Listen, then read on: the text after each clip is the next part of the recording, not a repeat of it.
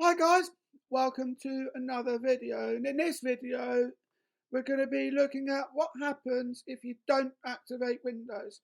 Now, if like me you've been around the block a few times, you may have noticed that some people have the dreaded message on the bottom right hand corner of their screens telling them that they either haven't activated Windows yet, or it's a non-genuine copy and they need to get a new license of Windows.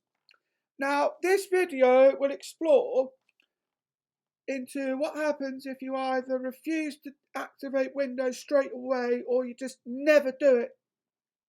Now, just before we get into this, I have done a video like this in the past, but since then I've done extensive research and experiments and more systems have come up.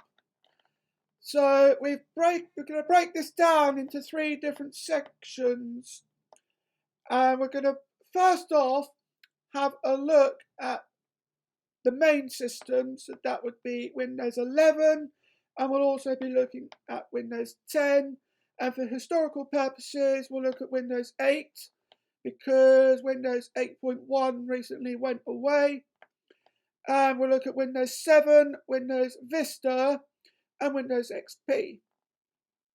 We'll also look at a couple of betas as well, and those would be Longhorn and Whistler. And we'll also look at a couple of servers as well.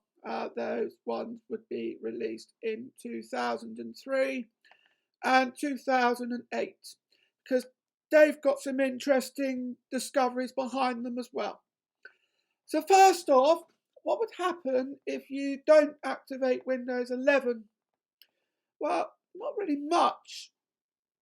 The first thing you'll notice is you'll get a watermark on the bottom right hand corner telling you that you need to activate Windows, but you won't really notice it.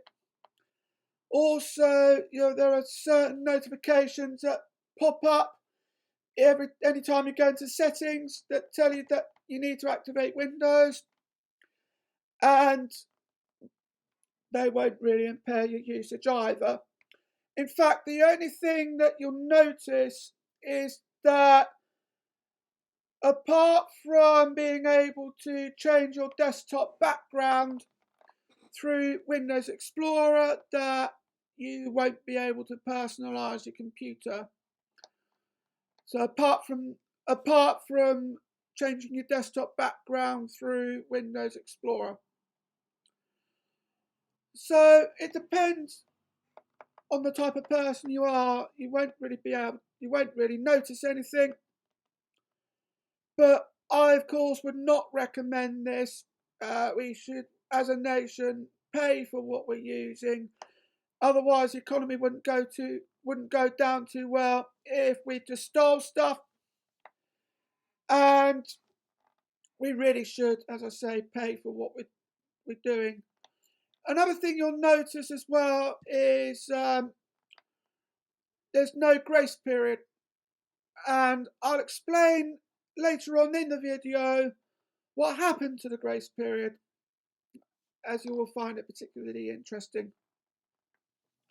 Now, moving on to Windows 10, the same penalties persist in the sense of you'll get a watermark on the bottom right hand corner and you'll get notifications in the settings, and again, apart from changing the desktop background through Windows Explorer, you won't be able to personalize your computer. Now, interestingly enough, now that we're on Windows 10, that was the first system to introduce a digital license. So if you'd either upgraded from a previous version of Windows, if you purchased it from the Microsoft Store, or if, like me, you became a Windows insider and you are testing out different betas of it, you would then get a digital license. That would mean that you were able to use it without a product key, and it would automatically activate for you. Again, this doesn't have a grace period, and I will explain more about that in a bit as to what happened to it. So moving on to Windows 8. Now this is where it increasingly gets annoying. So you still get your watermark on the bottom right hand corner telling you to activate Windows, and you'll get something in the PC settings as well, and you won't be able to personalize your computer in practically the same way as if you're running Windows 10 or 11. But it gets more annoying, so you get other reminders as well. So you get a reminder in the Action Center that you haven't activated Windows. You'll get notified there as well. But also, another way that it will remind you is that every 6 hours or so, you will get a full screen prompt telling you to activate Windows, and it will overlay over anything that you're doing, which can get very annoying depending on what you're doing. So if you are on a conference call and you are doing a screen share, if the activation prompt then popped up, it might be a bit embarrassing. Or if you're playing a video game and you're about to beat the round and then it pops up and you die, that can get annoying as well. Also, you could be watching a film and you're about to get to the climax of it, or you get to a really good part and then it pops up causing you to miss it, and then you have to go back to the beginning of that part, and then you may potentially trigger it off again. That can get very annoying. And also, at any other time that you might have to restart the computer with the applying of updates, with this full screen prompt, it can happen at the worst possible time. Now, the interesting part at this point is also important to note that Windows 8 was the very system that removed the grace period. Because in 9 cases out of 10, I would find, when you install Windows 8 for the first time and you've entered a product key, that it would automatically activate it for you. And therefore, what would be the point of having the grace period? Also, the removing of the grace period would also allow you, if you are testing out different hardware configurations, it would then allow you to test those while not running an unactivated version of Windows, so you can continually test different hardware configurations, and then you would activate it when it's how you like it. Now, moving on to Windows 7. Windows 7 has a few lasts in it. So, for example, Windows 7 was the last version of Windows that had a service pack. And there literally was only the one. It was also the last version of Windows that had a grace period. And this was broken down into a few different parts. And so when you get out of it, when you get out of grace, it may well sort of impair your usage of Windows. And I'll explain more in a bit as to how. But we have a grace period at this stage because more often than not, automatic activation wouldn't work. So then at that point, you would then go into the grace period. And for the first 3 days, nothing really happens if you don't activate Windows. All that happens is you get an icon in the system tray that would be a prompt to get you to activate Windows. But apart from that, you wouldn't really notice anything else. Now, after that, you would get an activation prompt. Now, how often you get that will depend on where you are in the grace period. So if it's days 4 to 27, you will get that on a daily basis. Again, you'd be able to close it off and you wouldn't notice anything. But then come day 28 and the 3 days that follow that, so we're talking through the tail end of the grace period, it will start popping up every 4 hours in a desperate plea to try and remind you to activate. But again, you can just close it off and you wouldn't really notice anything. Now, after the 30-day grace period, that is where Microsoft start coming down on you like a ton of bricks. So first off, you'll notice that activation prompt you've been getting throughout the grace period, that will then start popping up every single hour telling you to activate Windows. So that will get annoying if it pops up at that rate. Also, anytime that you open up the control panel, you will also get a message that you haven't activated, and it will prompt you to do that. But there are bigger penalties than that. First off, you can change your desktop background through Windows Explorer, but it will do an Amy Winehouse on you every single hour and go back to black.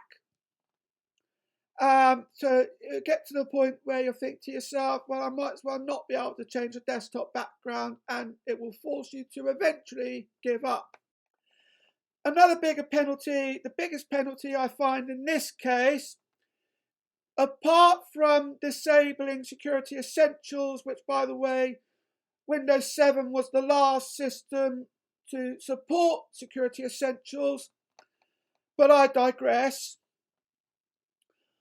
The biggest penalty, apart from disabling Security Essentials, is that it would only allow you to install important updates. So those would be security updates, service packs, and anything that was crucial for the system itself. Anything other than that, optional updates that is, you would not be able to install. They would include feature updates, quality updates, hot fixes, bug fixes, and any driver updates that otherwise you would have had offered to you. Yes, Microsoft at the time, if you hadn't activated Windows 7, Microsoft gave you the attitude of, if you don't need it, you can't have it. And that would be something that would be detrimental, because some features, albeit optional, could prove to be useful at the time. But apart from those, there isn't really anything that will stop you using Windows 7 after the initial 30-day grace period. Next, we move on to Windows Vista, which is obviously ancient history these days. It was released in 2006. But it's still interesting to talk about because Windows Vista was a bit more hardcore when it came to the penalties. And there are 2 different sets of penalties in Vista. So you had one set in the first version, the RTM, release to manufacturing, that's what it stands for.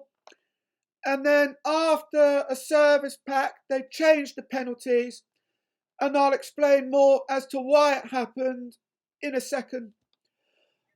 So with the original release of Windows Vista, you had a 30-day grace period where, apart from a prompt, nothing else happened. And then after that, you went into an RFM, an out of grace RFM, which is a reduced functionality mode. And with that came some pretty hardcore penalties. The first thing you'll notice is that it won't let you play any built-in games. So that would be Minesweeper, Solitaire, and Hearts. those are amongst some of the games that you wouldn't be able to play. Another penalty that you'll notice is that there are no extras in Vista. The first thing that wasn't allowed was the error glassing. That was introduced into Vista and was polished in later versions and even modernised as it went Metro. Also, you couldn't get access to Ready Boost or BitLocker, but if you hadn't been using those features up until that point, you wouldn't really notice. But the biggest penalty in this case, the one that you definitely would notice, is that it would not allow you to stay logged in for more than an hour. So if you hadn't activated Windows Vista in that time, it would just log you out and you couldn't use the computer in any meaningful way. Another penalty that you would have noted at this point was that it disabled Office.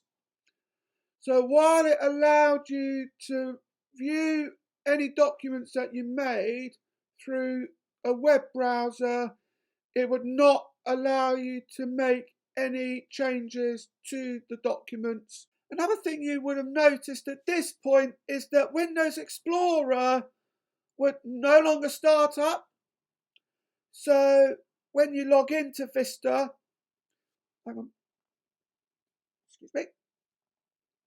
when you log into Vista,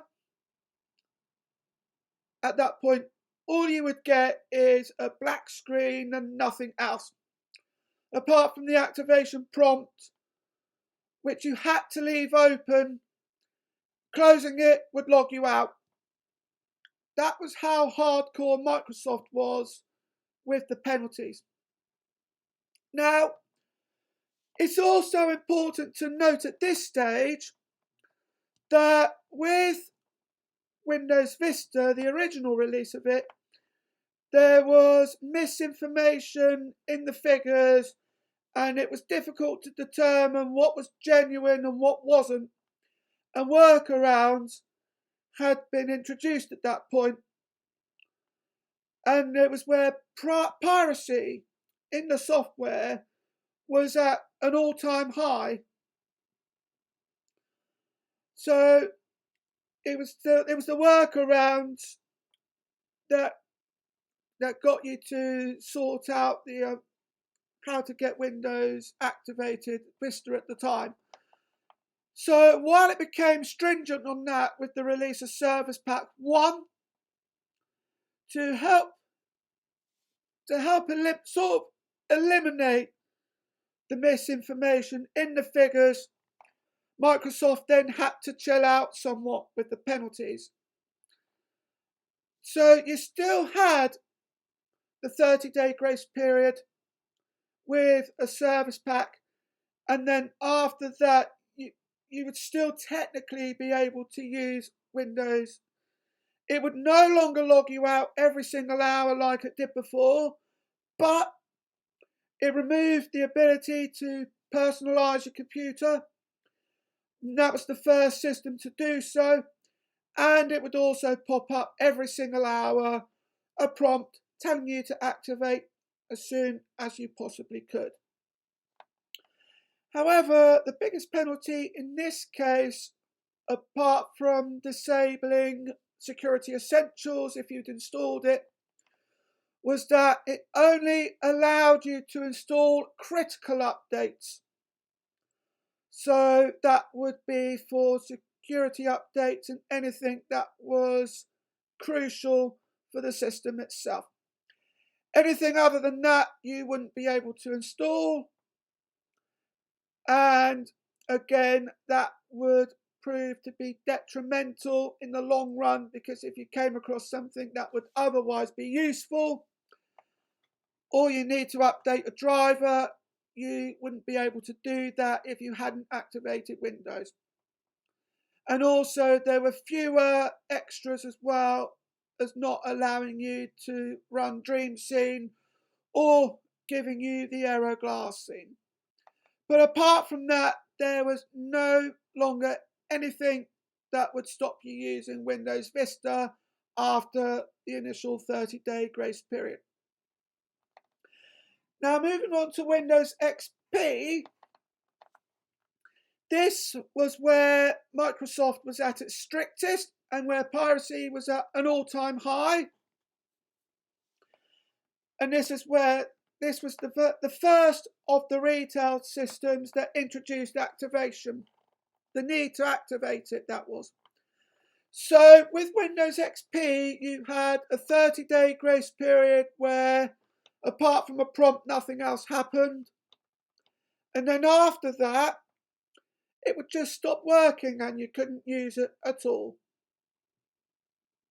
Pretty strict, I know, but that was what happened, and that was Microsoft's approach to try and tackle piracy with their software.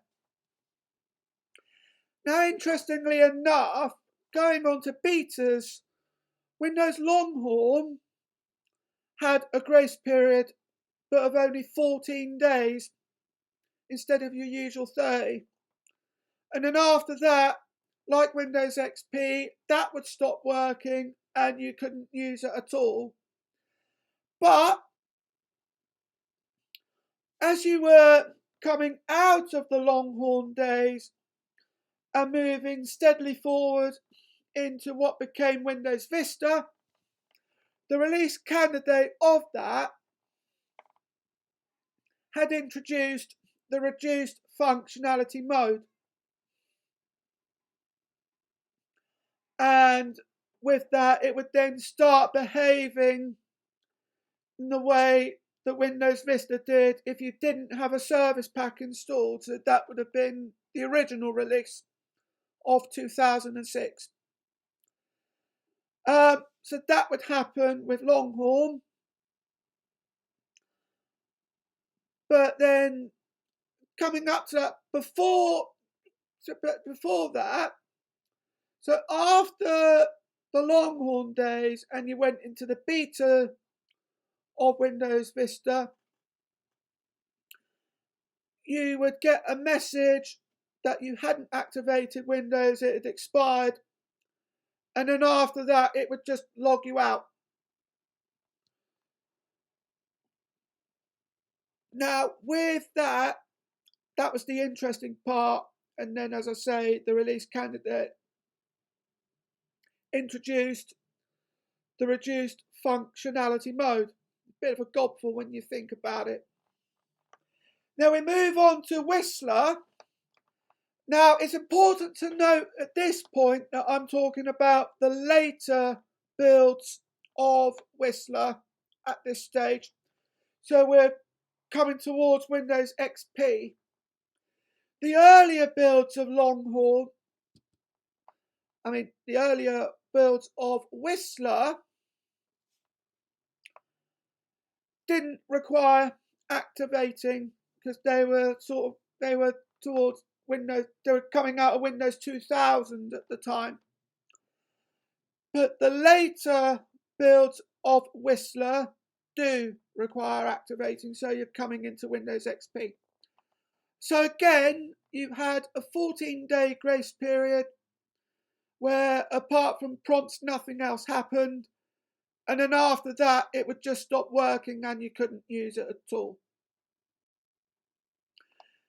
Now going into servers, Windows Server 2008. This is an interesting one because the length of your grace period that you had would depend on what version you were running. So if you were using the original release of Windows Server 2008, you would have a 60-day grace period where apart from prompts nothing else happened, and then after that it would then behave in the same way as Windows Vista did with a service pack. But if you then were running the R2 release of Windows Server 2008, you would have a 30-day grace period where again, apart from prompts, nothing else happened. And then it would behave after that in the same way as Windows 7. And then with Windows Server 2003, you had a 30-day grace period where, apart from a prompt, nothing else happened. And then after that, like with Windows XP, it would stop working and you couldn't use it at all. So with the long and short of it, if you didn't activate the later builds of Whistler, Windows XP, Windows Server 2003, or the earlier pre-reset builds of Longhorn, it was the stage of it would stop working. It was the case of Microsoft giving you the attitude of you either activate or you are screwed. Now, I hope you found this interesting. Stay tuned for the next video, as I have something else that will interest you as well. But until then, bye bye, and I will see you in the next video.